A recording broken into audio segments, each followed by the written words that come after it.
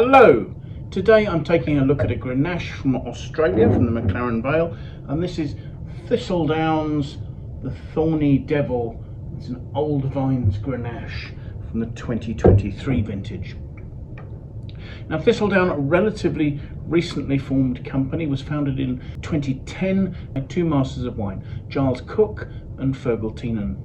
And they were looking to make wines that would be elegant expressions of their place, of their vineyard, of their terroir. I think they were particularly interested in the potential to make some fabulous wines from old vine Grenache, something that's certainly become quite a speciality of theirs. But yes, they say they're aiming for precision in winemaking and elegance rather than power, richness, alcohol, or strong oak influences. So they make Grenaches both from the McLaren Vale and the Eden Valley. They also make Chardonnays from the Adelaide Hills and the Eden Valley, and Shirazes from the McLaren Vale, from the Eden Valley and from Barossa. But really some of the best vineyards they've found to work with have been those for Grenache. And very quickly they've become quite a leading light in a small group of wineries concentrating on making wonderfully exciting contemporary Australian Grenache. The winery itself is in the Adelaide Hills. I don't believe they have any vineyards at all, but they work very closely with the growers who produce the fruit for them to get the fruit at exactly the stage that they want it. As a vintage, 2023 was quite a challenge. It was the third in a trio of El Nino vintages, and the weather was, to say the least, extremely erratic. In fact, it was probably the most so of those three vintages. In general, however, it was cooler than average and certainly wetter. Yields, for instance, varied enormously from site to site, and certainly it was a very late harvest, and that resulted in elegant wines. They do say they had brilliant aromatics and lovely balance. Now, this wine is made from fruit from a number of vineyards from within the McLaren Vale and from different sub-regions within the McLaren Vale, in fact. I would say I do believe that there was a stage where this was made as a single vineyard wine, but if that was the case, it's not so, particularly if that was the case, it may no longer be so, and certainly it wasn't the case in this vintage. The common feature amongst these vineyards is that they're all old vines, bush vine. The soil types tend to be sandy and free draining, and they describe them as being mineral strewn, and the older vines tend to give quite low yields. Picking's done entirely by hand, and they try to harvest the fruit, they say, on the up. And I take that to mean while it's still acquiring sugars, so before it's reached a sort of a full ripeness, before it reaches over ripeness, while it still retains freshness, elegance and energy. They say their approach to winemaking is quite simple and straightforward. They conduct small batch ferments. Ferments are allowed to start with the indigenous yeasts that have come into the winery from the vineyard, and fermentation goes on in concrete fermenters. So I'm assuming these are small, open concrete fermenters. The idea is to use minimal extraction.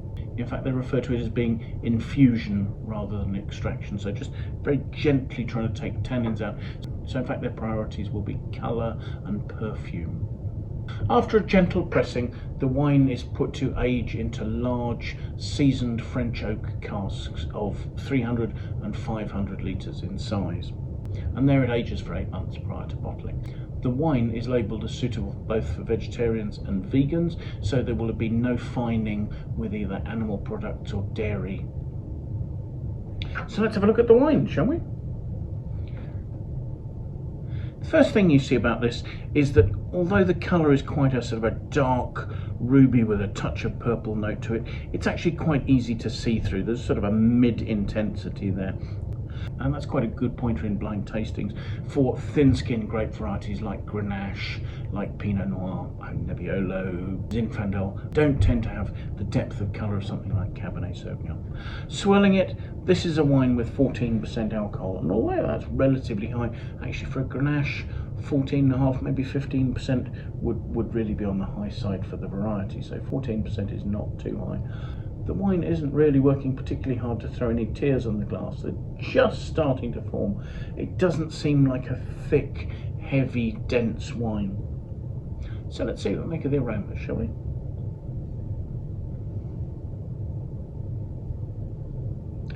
The aromas are juicy and they're open. There are dark fruits, dark cherries. It's almost a sort of a kirsch note, which makes me wonder if a touch of this might have undergone a bit of carbonic maceration, or certainly some whole bunches might have been left in the ferment. There really is a vivid dark cherry aroma there. There are perhaps hints of leafiness, and again, something that a friend of mine remarks on as a pointer towards Grenache, if you're ever in a blind tasting, is a hint of tomato leaf. There's something that's sort of quite green, very particular aroma of tomato leaf. There's a nice intensity, and there are both red and black fruit. There's a compote of beautiful, juicy, ripe fruit perfumes there. It's a wine I'm really quite enjoying nosing, but let's have a taste.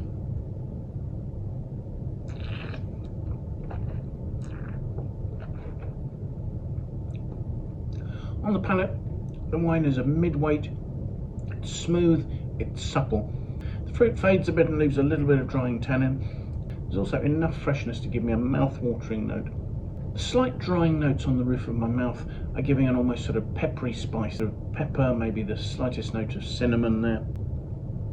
But it's not heavily overlaid with oak spices. These are quite delicate, and they're allowing the red fruit perfume to start opening up again on the mid-palate. I'm seeing those juicy cherry notes, I'm seeing notes of wild raspberry. There are some darker black fruit notes behind there. There's a lovely complexity of fruit. As I say, the structure is smooth, the wine's a mid-weight, the alcohol's reasonably balanced. There's a little bit of warmth at the back of my tongue, but then that's what I'm expecting from Grenache. It's not hot and it's not overpowering the elegant and really quite vibrant perfumes that continue to dance on the back of my palate. This is not a hugely complex wine, it's not a hugely expensive wine. It's a beautiful expression of Grenache, and I think it's achieved the stated aims expressed when they set out to make these wines. This is not one of their more expensive wines, but it has a lovely elegance and a delicacy.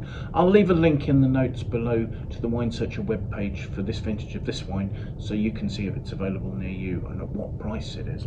But I think this represents some excellent value for money. Looking at our Wine Searcher aggregated critics score, this scores 92 out of 100, which I do think it deserves, not only for its elegant, exciting fruit, but its balance and the endurance of its flavours.